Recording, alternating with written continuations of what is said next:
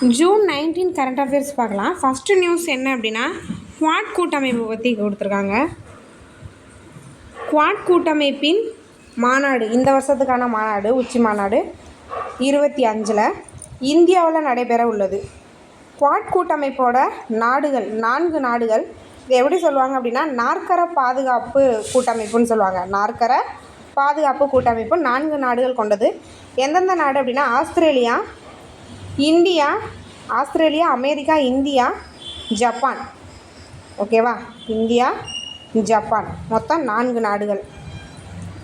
Okay, இதுக்கான கூட்டமைப்பு இந்த வருஷம் நம்ம இந்தியாவில் நடைபெற உள்ளது. இது எப்போ ஸ்டார்ட் பண்ணாங்க? குவாட் எப்போ ஸ்டார்ட் பண்ணாங்க? 2007 ஸ்டார்ட் பண்ணியிருப்பாங்க. 2007 ஸ்டார்ட் பண்ணியிருப்பாங்க. அப்போதைய இந்திய பிரதமர் யார் அப்படின்னா, மன்மோகன் சிங் இருந்திருப்பார். ஓகே, அடுத்த நியூஸ் பார்க்கலாம். இது ஒரு முக்கியமான ஒன்று. இண்டெக்ஸ் எல்லாமே ரொம்ப முக்கியம்தான். 2023-24 ஆண்டில் பள்ளி கல்வி செயல்திறன் தர குறியீடு. பள்ளி கல்வி செயல்திறன் தர குறியீடு ரொம்ப ரொம்ப முக்கியமான ஒரு கொஷின் இது. ஓகேவா?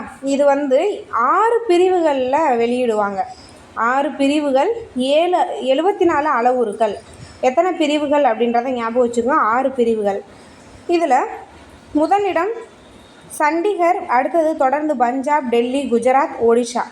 முதல் 3 இடம் ஞாபகம் வச்சுக்கலாம். சண்டிகர், அடுத்தது பஞ்சாப், அடுத்தது டெல்லி. ஓகேவா?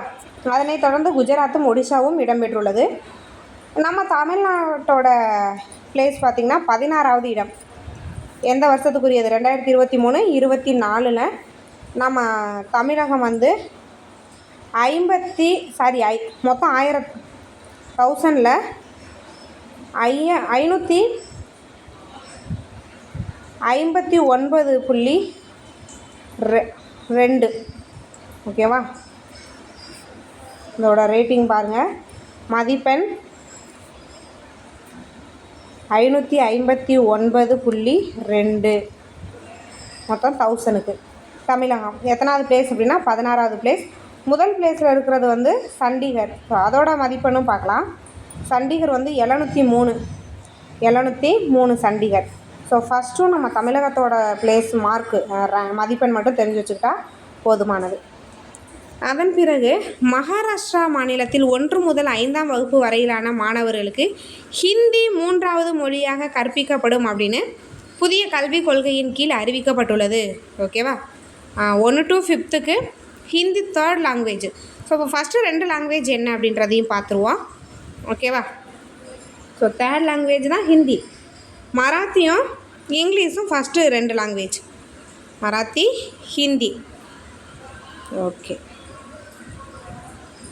இது ஒரு முக்கியமான ஒரு கொஸ்டின் தான். இந்த மாதிரி ஒரு அனௌன்ஸ்மெண்ட் இங்கே தான் மகாராஷ்டிராவில் தான் ஃபஸ்ட்டு கொடுத்துருக்காங்க. அடுத்தது இந்த ஆண்டிற்குரிய பால புரஸ்கார் விருதும் யுவ புரஸ்கார் விருதும் அனௌன்ஸ் பண்ணியிருக்காங்க. ஸோ என்னென்ன நூலுக்கு அப்படின்னா, விஷ்ணுபுரம் சரவணன் அவருக்கு பால புரஸ்கார் விருது வழங்கியிருக்காங்க. விஷ்ணுபுரம் சரவணன் இவர் பார்த்திங்கன்னா திருவாரூரை சேர்ந்தவர். விஷ்ணுபுரம் சரவணன் திருவாரூரை சேர்ந்தவர். பால புரஸ்கார் விருது வாங்கியிருக்காங்க, அனௌன்ஸ் பண்ணியிருக்காங்க.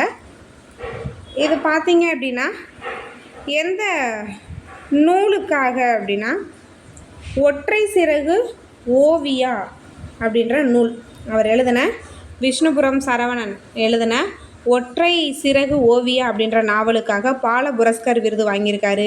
இவர் எந்த மாவட்டம் அப்படின்னா, திருவாரூர் மாவட்டத்தை சேர்ந்தவர். அதுக்கப்புறம் பாருங்கள், யுவ புரஸ்கார் விருது பார்த்தோம் அப்படின்னா, கூத்தொன்று கூடிற்று அப்படின்ற சிறுகதை தொகுப்புக்காக மதுரையை சேர்ந்த லக்ஷ்மிகர் அப்படின்றவங்களுக்கு அனௌன்ஸ் பண்ணியிருக்காங்க. அவர் மதுரையை சேர்ந்தவர். எந்த நூலுக்கு அப்படின்னு பார்த்தீங்கன்னா, கூத்தொன்று கூடிற்று அப்படின்ற நூலுக்கு யுவ புரஸ்கார் விருது வழங்கியிருக்காங்க. ஓகே, ஸோ எந்த டிஸ்ட்ரிக்ட் அப்படின்றத நல்லா ஞாபகம் வச்சுக்கோங்க. ஓகேவா? அடுத்தது இது பழைய டேட்டா, பட் நியூஸ் பேப்பரில் இருந்தது. இது 5வது லாஸ்ட்டு தேசிய சுகாதார கணக்கெடுப்பு, குடும்ப சுகாதார கணக்கெடுப்பு, தேசிய குடும்ப சுகாதார கணக்கெடுப்போட ஒரு டேட்டா. ரொம்ப முக்கியம் இல்லை, ரொம்ப பழசுது. இந்தியாவில் குறைந்த எடையுடன் பிறக்கும் குழந்தைகளில் 47% பார்த்தீங்க அப்படின்னா எங்கே அப்படின்னா உத்தரப்பிரதேசம், மகாராஷ்டிரா, குஜராத், மேற்கு வங்கம். ரொம்ப குறைவான எடை கொண்ட குழந்தைகள் பிறக்கும் மாநிலங்களில் முன்னிலை 44 குறைவு, ரொம்ப குறைவு எங்கே அப்படின்னா உத்தரப்பிரதேசம், மகாராஷ்டிரா, குஜராத், மேற்கு வங்கம். ஓகே, போதும், பழைய டேட்டா தான் இது.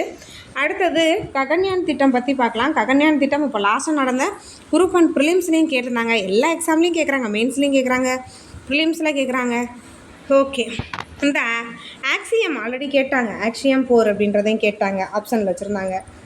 அது 2024 கொஸ்டினில். ஓகே, இவர் தான் வந்து பார்த்திங்கன்னா ககன்யான் திட்டத்தோட 4 பேர் விண்வெளிக்கு அனுப்புகிறாங்க. அதில் யாருடைய தலைமை அப்படின்னா இந்த சுபன்சு சுக்லா தலைமையில்.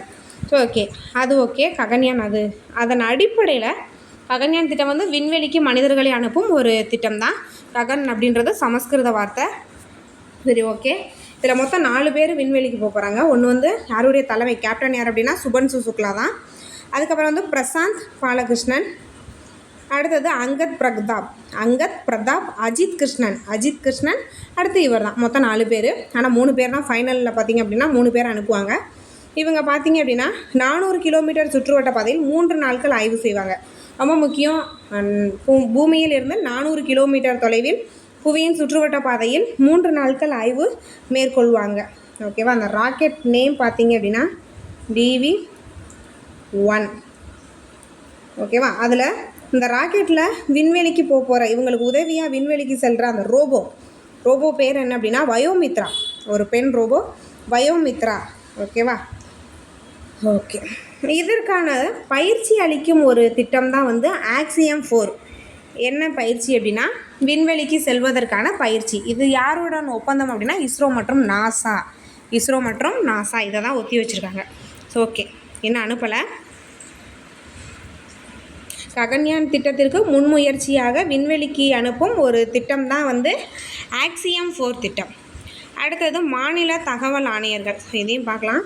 மாநில தகவல் ஆணையம் இது வந்து பார்த்திங்கன்னா தகவல் உரிமை சட்டம் 2005 அக்டோபர் 12 இதன் கீழே கொண்டு வரப்பட்டிருக்கான். தகவல் அறியும் உரிமை சட்டம் 2005 அக்டோபர் 12. ஸோ இதன் கீழே தான் அதை நிறுவியிருப்பாங்க. இது என்ன அப்படின்னா நம்ம எல்லாருக்கும் தெரியும், பொது அலுவலக பணி பற்றி வெளிப்படையாக மக்களுக்கு தெரிவிக்கும் வகையில்.